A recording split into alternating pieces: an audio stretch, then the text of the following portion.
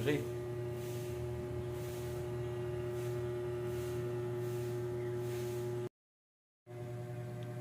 kakukuha lang ng kapatid ko galing sa puno. Bali, chinat ko to kahapon sa kanya eh. Kaya kuya, inog na yung ano, papaya. Ang kapal ng laman niya, tsaka sobrang tamis mga boss. Marami to kanina, kinain ko yung kalahati.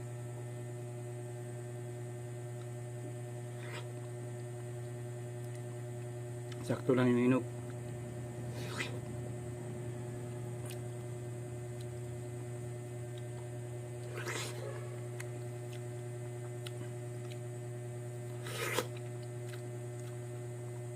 Tapos yung buto, tinabi ko para may tanim.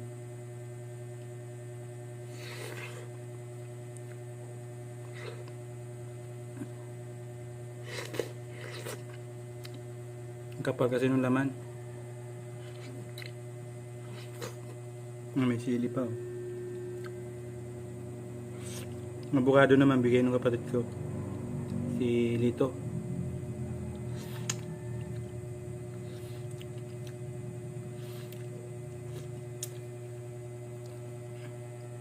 Tinanggal ko na yung mga buto. Marami to kanina eh. Mahigit kalahati ito.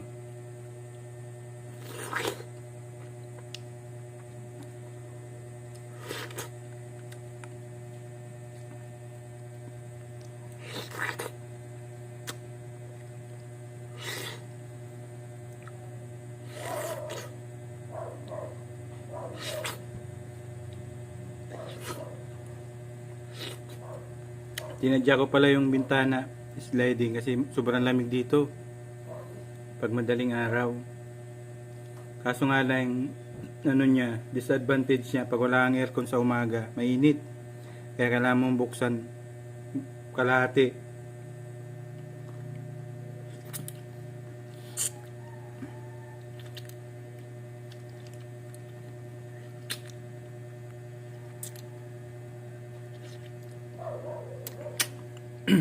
Hindi naman masyado mainit kasi wala pa namang kisame ito. Pero mainit talaga, nagiba yung ano niya.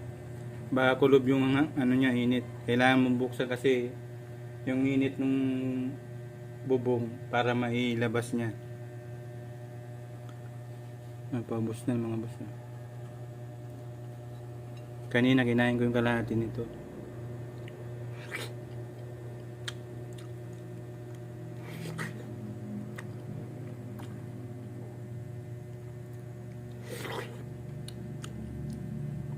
Galing tayo sa puno. Ngayon, taas ng puno.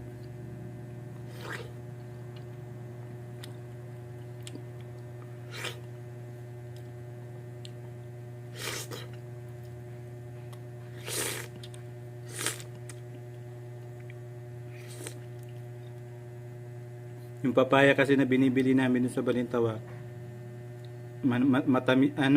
manipis yung laman. Tapos ang daming buto. Ito kunti lang.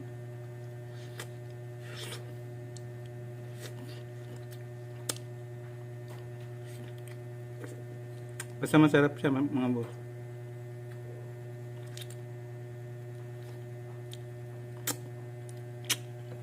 Ang gulay nito, binibigyan din ng kapatid ko.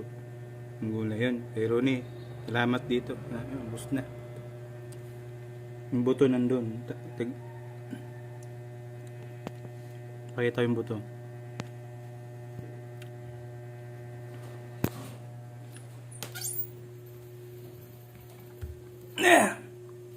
Ayan buto. Tatanim natin yan. Ito inog. Avocado. Masarap sa avocado yung ano, yung parang lagkitan sinasabi. Yung maliit lang yung buto pero makapal din yung laman. Yung mga boss, thank you.